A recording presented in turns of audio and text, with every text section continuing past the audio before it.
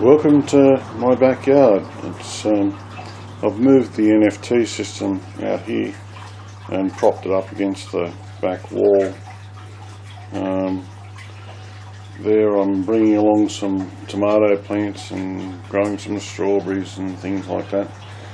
And those two spotlights you see there are LEDs which I turn on at night, and if you look at those strawberries there,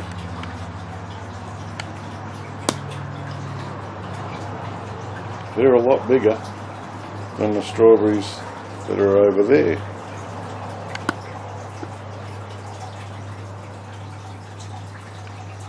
And I'm putting it down to these spotlights. But anyhow, it's just one of the ways of lighting things. You can see I've got a white reflector behind them. Anyhow, yeah, so this year we've moved out into the backyard.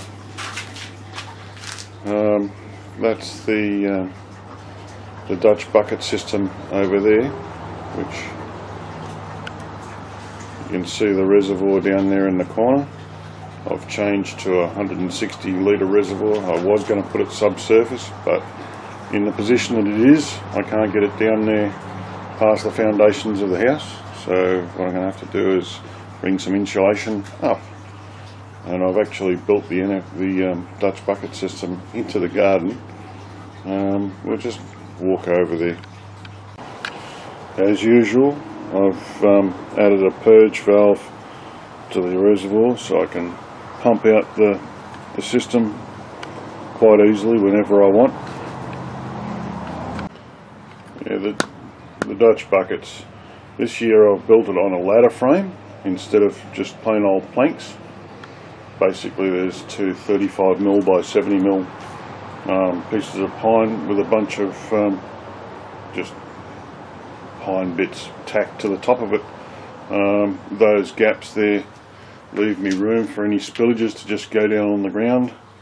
The fact that it's raised up off the ground allows the dog to get around underneath of it, which she loves doing. I've built it in a T section at the moment. This particular run here, I can actually put another ladder on this side of the drain and put another 4 buckets in there at some stage. This system obviously isn't quite complete yet. It will be.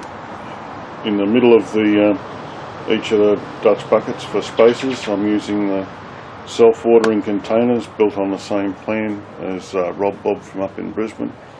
They've been working out fantastic. They're 10 litre buckets. They used to have yogurt in them, and they've been growing Swiss chard, silverbeet, spring onions. That's how the garlic has turned out. If you remember, we planted the garlic a while back. There's more garlic over there. Yeah, I figured I want spacing on the Dutch buckets a lot more than last year. So why not grow something small in between the buckets that the bugs for tomatoes don't like, and they really don't like garlic. So like we'll grow a few things in the middle. There's chives in that end bucket. They're mostly herbs for the kitchen. I've got a purge valve on the end of the T section, and there's another one over up on top of the cross. Over here we have the nursery trolley, which I'm still using the same $50 nursery trolley from last year. It's handling the job fantastic. I just move it underneath the shade of the eaves just in case we get a frost. The tomatoes are coming along. They're all grown from seed this year. I got some seedlings, but they're only for insurance purposes, and they're basically for my dad. All of these seedlings on top here have been from plants that I've grown last year, or plants that somebody I know has grown. We've got, I think it's 14 different varieties in there. Some of them are coming along alright. A couple of them look to be in trouble, but I had an experiment with growing them in rock wool this year, and I discovered that you've got to get them out of the rock wool as soon as possible. You can't leave them in the rock wool in the little propagator trays. you've got to get them out into dirt or put them into the NFT system. And obviously I've got some in the NFT system to see how they go. Some are up here in the nursery tray.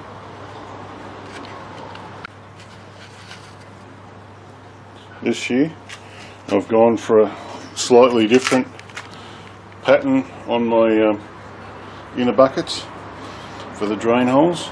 I'll just bring this in close, see if we can see it. Light's not too good, but you can probably see that okay. Yeah, that's okay. Yeah, what I've done is I've gone for a 4mm hole. That might be a 3mm hole. Yeah, this one's a 3mm hole. Basically I'm drilling the patterns upwards, 3 holes close together. I experimented a lot during the winter, and this particular pattern is the best of the draining patterns.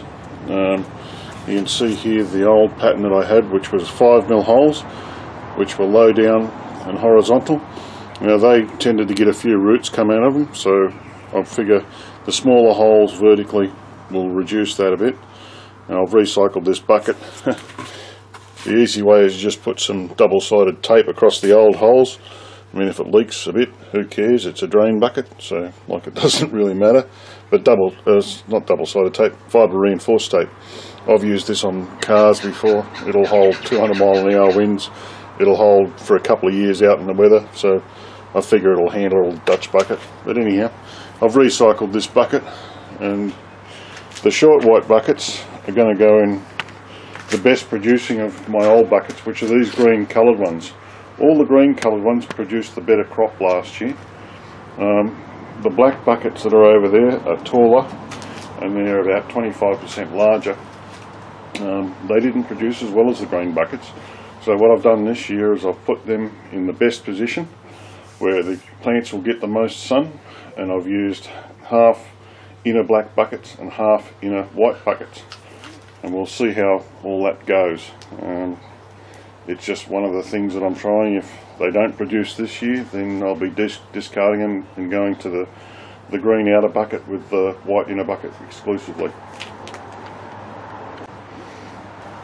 Another thing you might notice this year is I've replaced all the metal handles on the inner buckets with these rope handles. They're very cheap, they're very effective. They give me up to around about here. Like, they reduce the volume of the bucket just a little bit, but it doesn't matter if you put a little bit of perlite above the handles anyway. They make it very easy to carry, very easy to grip the other bucket and get it out. Get this one out with your knees. For when you're doing bucket flushes, these rope handles are pretty good.